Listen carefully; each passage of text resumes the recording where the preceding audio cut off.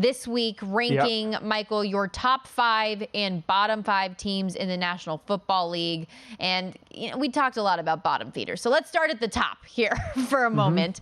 And there are actually a couple of teams that last week when we did this are no longer in your top 5. So hit me with that information first, why the Eagles and Jags are no longer among your top 5. Well, the way I come up with my top 5 is not a subjective, I like this team, I like that team, I don't. So this week I finally was able to run numbers. And all my numbers are predicated on what I believe to be the key indicators of what determines winning football games, right? So just as an example, as a background, if you win points per possession, 96% of the time you win the game. If you win points per play, 93.2% of the time you win the game. If you have a red zone trip margin advantage, you're at 80.16.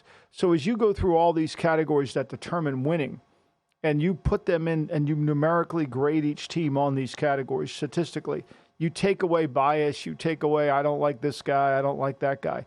And then you rank them, and that's what I've done. And then when I come up with the number, now the only subjective area I do is I grade the coaching staffs and I grade the quarterbacks.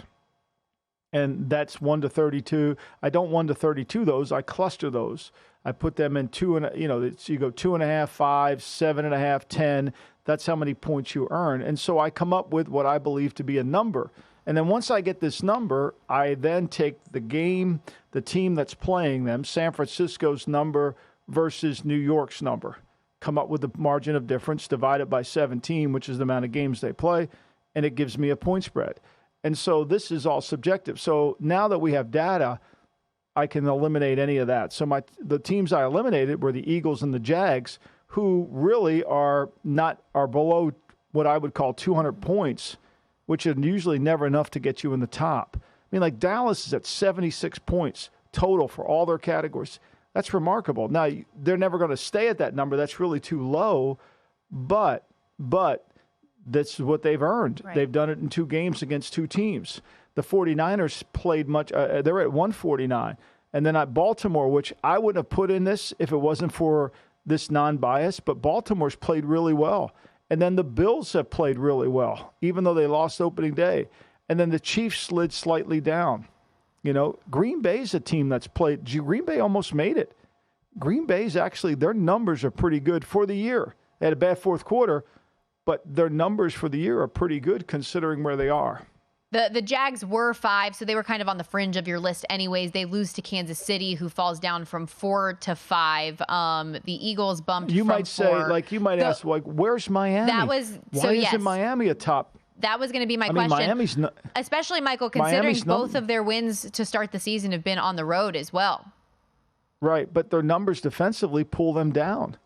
They pull them down. I mean, they haven't been great defensively. I mean, and look, the numbers from Josh Allen in week 1 with the turnovers, that's the one that surprised me. I would probably have Miami in over Buffalo from that standpoint, thinking about if you're pulling in one versus the other. You're doing it subjectively, right? So Buffalo is 15th in turnover margin. Their offensive rating is 12th. Their offensive line is 20. Their red zone offense is 7. Their third down offense is 7. Their points per play is 15 on both offensive deep. Their third down is 6th. So they've got their numbers. They're really good in red zone defense. They're really good in point margin. So, I think ultimately that's why. That's why their numbers. And so you just take the subjectivity out of it, which you have to do if you're going to do this. Because if you try to do it by one, I like this team, I don't, you let last week influence you. You let last week influence, and you can't. Like my bottom teams, the Giants weren't in the bottom, but they ranked 28th. I mean, their numbers are not good, especially considering what they gave up defensively in the first half last week. And then the Cardinals, they moved up slightly because they actually moved the football. The Texans moved up, 2 spots. The Panthers came down, and the Bears are the worst team in football, really by a lot.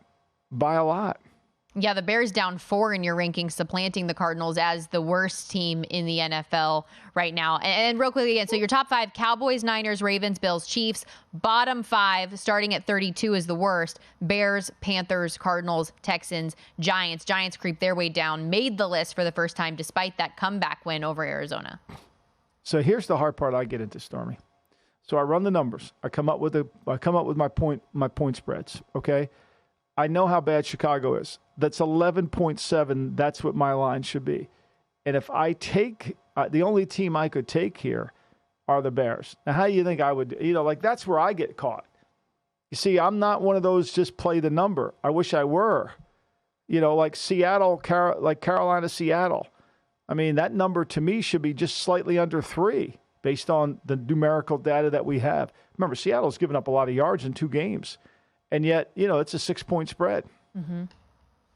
The Colts as well were on this list previously. They're not anymore. And I guess my only follow-up to that would be, and again, subjectivity from this standpoint, but Anthony Richardson has been the starting quarterback. He's in concussion protocol. Second potential issue with this now in just his early 2 weeks as an NFL quarterback, and potential now for maybe Gardner Minshew. He was not at practice. Richardson was not at practice earlier today. The Colts are an 8-point dog against the Ravens, who you have in your top 5. But the Colts, somebody that have been upgraded for you despite their quarterback having some health problems right now.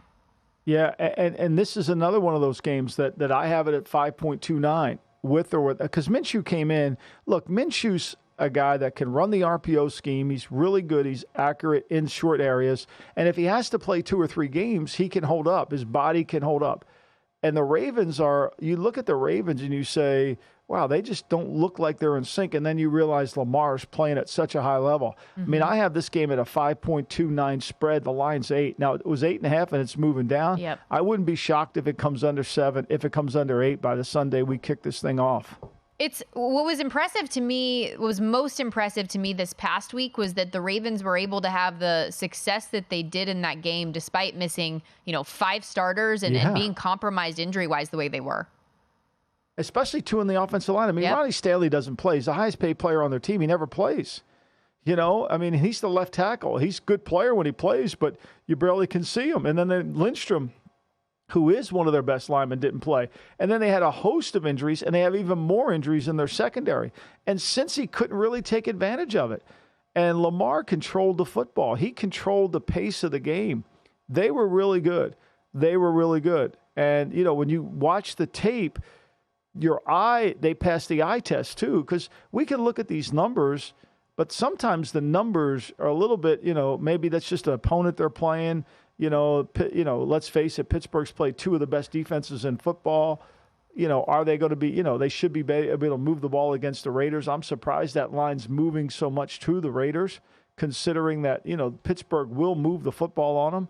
But, you sometimes you just have to balance this between, but you can't go too far. I thought for sure the Chargers would be should be the favorite in the game, and I had it as an 0.98 game. Okay. Which is a pick'em game for me. For the Arizona, which is what it is. Yeah. For the Arizona Cardinals, Michael, for them, are there opponents that are they better than we think they are? No. Based on both I know that they've lost both of these games, but they've made it interesting for both of these games as well. They play hard, but they run out of stuff. I mean, their offensive line's going to struggle.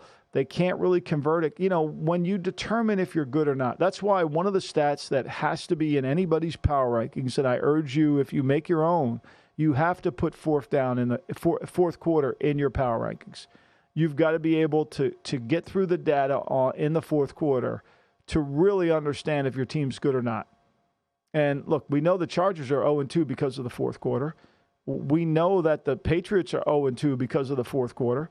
These fourth quarters, you need to make plays. I mean, Green Bay lost the game in the fourth quarter against Atlanta.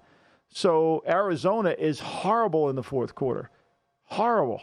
And, if Dallas is up by 7 in the fourth, they're liable to cover this 12 spread. They'll put this game away. You know who's been one of the best quarterbacks in the fourth quarter so far? Sam Howell. Did not have that on my bingo card, Michael, but he's been impressive. I didn't have that on my card either. Even though we both have agreed that the over for Washington at 6.5 was a good play. I wrote about it in the guide. But I didn't think he could go into Denver in Mile High and make some of those throws. Look, this week I have him as just a 4.23 dog. You're getting 6.5 against Buffalo. Go to VSiN.com/subscribe to become a VSiN Pro subscriber today.